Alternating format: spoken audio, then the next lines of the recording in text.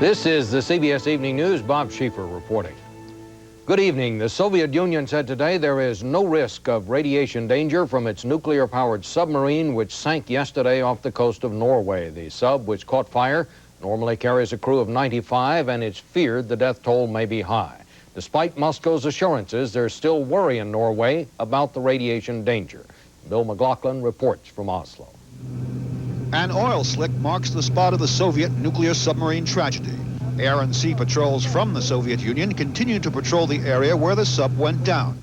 Moscow claims 12 seamen died in the disaster, but intelligence sources say the toll was much higher, perhaps 4 times as high. We know there were explosions on board, and there were fires on board, and we don't know how many people were trapped in the various sections as they closed them off. So but it must have been hellish to be on board that submarine. The Mike-class hunter-killer sub with its 2 nuclear reactors is now more than a mile underwater, its hull crushed by the weight of the sea.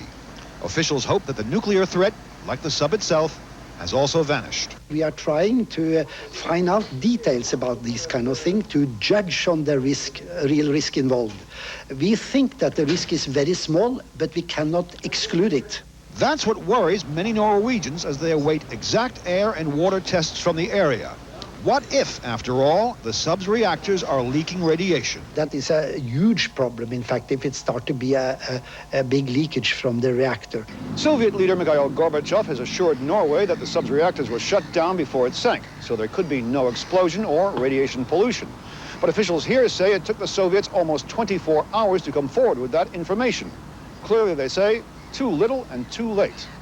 Today, Norway called on the Soviets to make a big improvement on the way they handle disasters that could affect other countries, to stop trying to keep secret calamities that require international cooperation.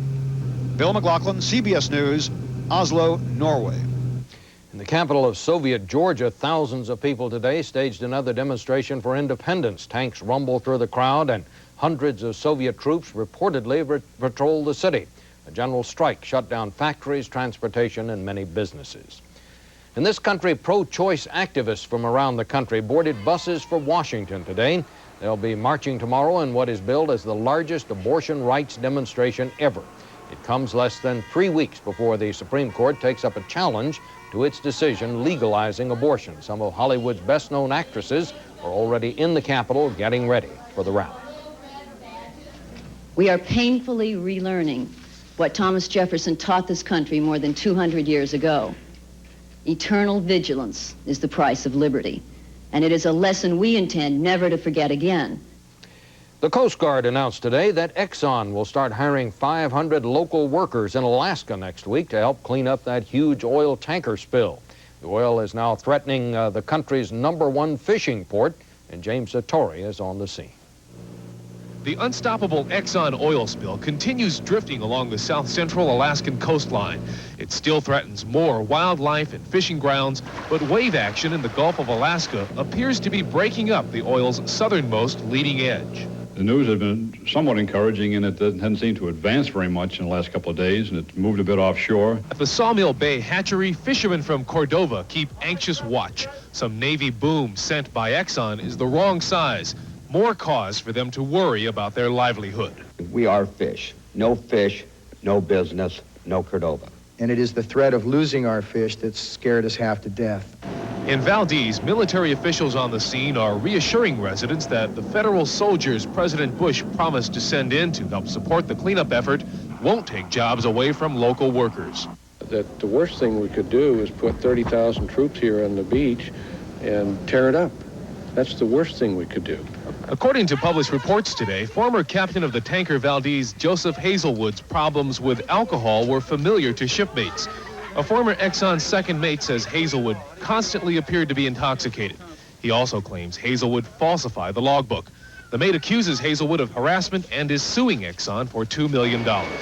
For its part, Exxon just opened a bigger facility to treat oiled sea otters, but the oil is proving to be a more effective poison than experts feared. Of more than 80 otters brought here, 31 have died.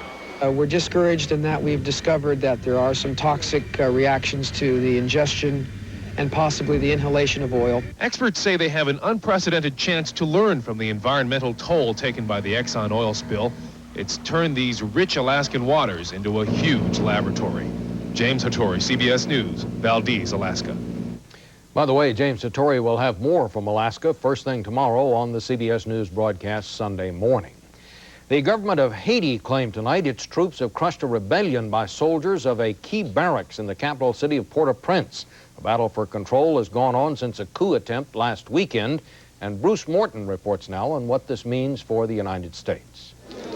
Haiti is so used to bad times, even machine gun fire doesn't always attract attention. These are pictures from earlier this week. Today the airport is closed and the television station off the air. But reports say fighting, or at least confrontation, is continuing between troops loyal to President Prosper Avril and others who want him to resign. Avril seized power in a coup last September, and the United States supports him. We hope that the current situation is quickly resolved in order to permit President Avril and those who support democracy in Haiti to continue the democratization process. But congressional Haiti watchers warn everything there is unstable. U.S. aid was suspended after violence broke out in November 1987, canceling what were supposed to be free elections. Until there are free and fair elections, I think it would be a serious mistake for us to provide aid to a temporary government which does not clearly enjoy the confidence and support of the Haitian people. It's not clear who, if anyone, enjoys the support of the Haitian people. The Haitian army still seems to be split into pro- and anti-Avril factions, and what reports there are from Haiti today suggest that that conflict remains unresolved. Bruce Morton, CBS News, New York. And people who live along the Minnesota-North Dakota border are braced for the flood of a lifetime tonight. Runoff from heavy winter snowstorms has sent the Red River over its banks. It's 17 feet above flood stage tonight. It is expected to crest at 36.5 feet by Monday. Well, that's the news. I'm Bob Schieffer, CBS News, reporting tonight from New York.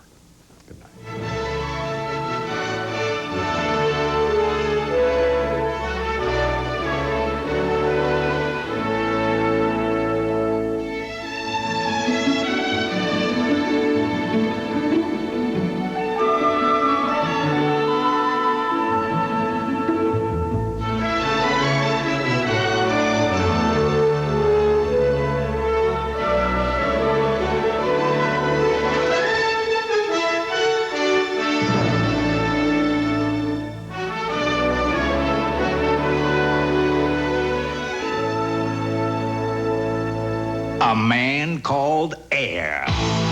Air Jordan befriends the skies as he lifts the Bulls against Dominic and the Hawks tomorrow. This is CBS.